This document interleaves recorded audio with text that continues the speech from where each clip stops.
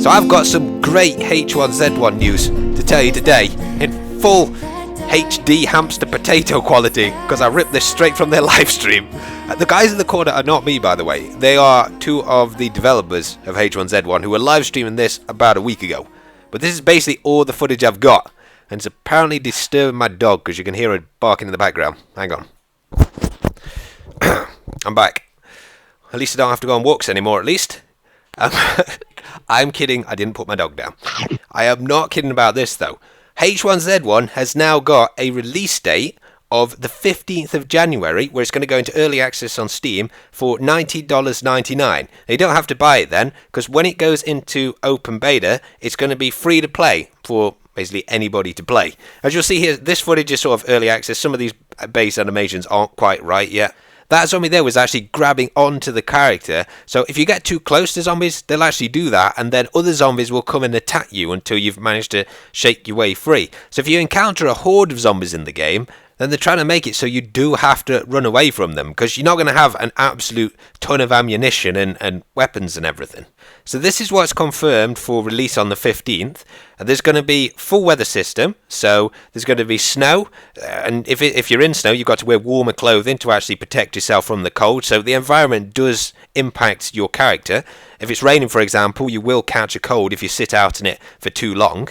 There's full crafting, base building, and boarding, so you can actually, you could board up this supermarket if you wanted to, and stop other people from going into it. So all of that is already built into the game, and they've been showing this over the live stream for quite a long time now. But if you want to make yourself a farm, in fact, this footage I think later on shows you the base that they'd been building just out of this town, so that's, if you haven't seen it already, it is quite cool what they've done. There's 16 weapons in the game, including a bow and arrow for hunting. There's going to be 3 vehicles to start off with. There's the truck, which he's going to spawn in a second because he's obviously a developer. There's going to be a police car, which is going to be really rare with proper sirens. And there's going to be a pickup truck you can, of course, sit in the back of. And I think you can put just tons of loot and gear into the vehicle when you go up on your supply runs. There's going to be different game modes on release, so there's going to be like a hardcore mode where zombies are only killed by headshots, there's no crosshair, virtually no HUD, you can only look in first person. There's obviously going to be a normal mode like you can see here where you can switch and see in third person vehicles and stuff like that. All the servers are going to be run initially by Sony, although they're going to add in private ones later on. And these servers, because it's Sony, I mean, they've got absolutely tons of money, they're designed to run like 1,000 players at once. Now obviously, because the map is I think 64 square kilometers on early access, it's not going to have 1,000 players because there'll be just people everywhere, but they're going to slowly like figure out what's the best number of players per kilometer. And unlike DayZ, where there's like a limit on the number of players, that really isn't an issue with this game because it's obviously based off PlanetSide 2 engine. So I mean, as you can see, it runs really great with lots of people on there. I say really great, PlanetSide 2 doesn't actually run incredibly well when there's big battles and stuff going on, but I think for this game, because they've been working really hard on optimizing it, because of course H1Z1 is coming out on PlayStation 4 as well, I mean in a town like this, watching live streaming, they've only got like 10 people on the server, but this town, which is obviously a lot more detailed, a lot more zombie looking than DayZ is, I can tell from the gameplay is getting at least 50 frames per second, because I mean they'll run a 60 frame per second stream, so it wouldn't surprise me if you got 40-50 frames per second in towns easily with a full server in this game. I would expect that at least. And the other great thing about Sony run the servers is that I think cheating is probably going to be really quite minimal in this game compared to DayZ, Rust and Warzy, if anybody still plays that crap, whatever it's called. But if you look at the number of cheats for PlanetSide 2, there's virtually none. In fact, if you Google PlanetSide 2 cheats, I don't think there's any public cheats actually available for the game. Because the thing is, if you get banned from one of Sony's servers, not only do they ban your IP, but they also ban popular VPNs as well, so you can't change your IP to get back in. So even if you buy another copy of the game, you are permanently banned from the game if you cheated, which is really important in a survival game. Like if somebody aimbots in something like Battlefield or PlanetSide, it doesn't matter too much because you know you can just respawn and it hasn't affected you. But in this, where you're sort of traveling and you got to collect lots of gear, having minimal cheaters is so important to the game, and it'll never get fixed in DayZ, but it could be really little in this. Of course, it may not be. It may be cheater heaven. Who knows? But I don't see anything sort of fundamentally wrong with H1Z1.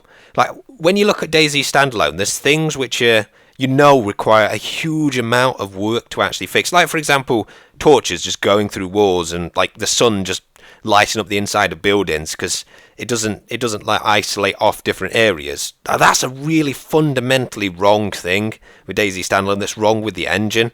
You know, having terrible frame rate, not optimizing your PC properly, like none of the Armour games do. That's something that's really wrong with those games that, you know, is nearly impossible for them to fix. Limits on server numbers, same thing. Lag with the inventory system, as you get in DayZ Standalone. All these things are things which I don't think they're ever going to be able to properly fix. But I don't see, having watched all the live streams, anything like this in this. I mean, some people might not like the art style. It's more sort of like a sort of fun approach to things than DayZ Standalone has, which, you know, if you want something realistic, nothing really competes with DayZ Standalone. But I don't see anything that they can't actually do in the long run. But I guess we'll have to see. I mean, you'll have to watch a couple of videos on YouTube before you buy it and see whether or not it's, you know, because the proof is in the pudding. And you don't know the pudding until you've eaten it. Ah, that was a penis-flavoured cake. Damn, I thought it was apple. We're coming up to their base up here, which they just built outside the town. So somewhat unrealistic, this. In the actual game, I think you'd probably have to hide your base and not leave it totally open, because it would be full of people. Not just wolves, which I think was a little bug with the animals at the moment. He'd actually set up a little farm as well in that barbed wire off area. So farming is in the game, and he's going to show you in just a second how you can actually, like, graffiti. It's just base text on this, but I think you can pretty much put any acceptable image. So if you wanted a lumpy space princess base, I guess you could have one, but you are going to get raided. Speaking of raiding, killing people, there are a couple of things in this game which will persist, because there are issues in all of the survival games, basically, at the moment. Firstly, when this becomes free to play, it will, to an extent, become pay to win. Because I can guarantee you, as much as they'll keep most of the paid stuff to character customization and things, there will be elements like the airdrops, like you can call in an airdrop, and then if you get to it and nobody else gets to it, then you get those paid for items, like it's a paid for airdrop of stuff. That introduces an element of pay to win, especially since you keep those things after death that you've actually paid for, rather than just losing them if you just played for free. Secondly, the game will be 95% kill on sight, as every other survival game out there at the moment is, because I don't think any developer really understands what causes this issue. So let me just explain. Kill on sight exists because it's the easiest playstyle. Now obviously kill on sight, there'll be people get confused by it because they're like, well, that's the most fun part of the game, that's what makes it sort of scary going to plus places. It is, but it shouldn't be as high a ratio of people killing on sight as it actually is, where it's basically just a deathmatch game. As H1Z1 currently is, most of your encounters with people are you'll see somebody, you won't bother using the wave animation or the in-game chat to talk to them, you'll shoot them dead and you'll loot their backpack.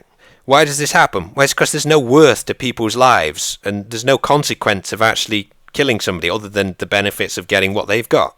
You see, people say they want survival games realistic, but then forget about this. Realistically, if you see somebody, that person has the benefit of being a companion for you, that you can achieve something greater.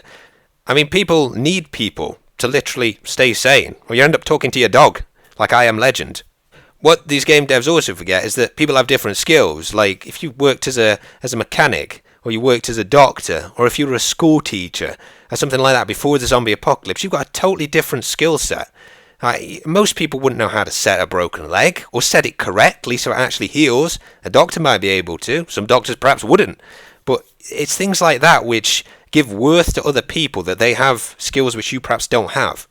But you see, that's a difficult one as well, because if you've got 4 friends, you can just choose one of each skill set yourself. So you can't let people choose what skills they have, because that advantages groups over individual players. So I mean, I guess the only way you could actually do that is to give somebody a random, unchangeable skill set for a couple of days, so they couldn't just kill themselves, relog and get a different one. It would make it like The Walking Dead, where you have to actually go and talk to people to see whether or not they've got a skill set that you want. That it actually initiates that interesting part of the game, which is like meeting other people in it. It's like Joe's group in The Walking Dead. You know, the reason they didn't kill Daryl initially is because he looks like the kind of guy who could help them survive. So if you're even a bandit group like them, you'd have to see if other people have skills that can benefit you, and the only way you can find out is by talking to them. You could even pretend you were something else. Like, you could say you're a police officer by putting on a police uniform, and then actually not be one, just so you could fit in with a certain different group of people. You could basically be Eugene from The Walking Dead with this, like fit in with a group just so you can survive on, even if it's a lie. The H1Z1 team have suggested putting in a karma system, like the hero and bandit outfit system in DayZ mod. As we saw with that of course doesn't work at all. Literally 1% of players might decide to choose to be good for a bit to play as a hero. The vast majority will play by the easiest playstyle, which is shooting somebody in the back before they've got a chance to torch you, because then you're guaranteed their loot. I also don't like that system because it forces you to play as a certain style. What if one day you wanted to play just shooting people and the other day you wanted to help people? You've only got one character on each server, so you're kind of forced to play a certain play style if you want to achieve this karma system idea. Killing also has no detriment in the game, which a lot of people think it shouldn't have, because then it forces you to play as the good guy. It actually doesn't force you to play as the good guy, because you can still kill people, but realistically, you'd lose your mind, like the governor does in The Walking Dead.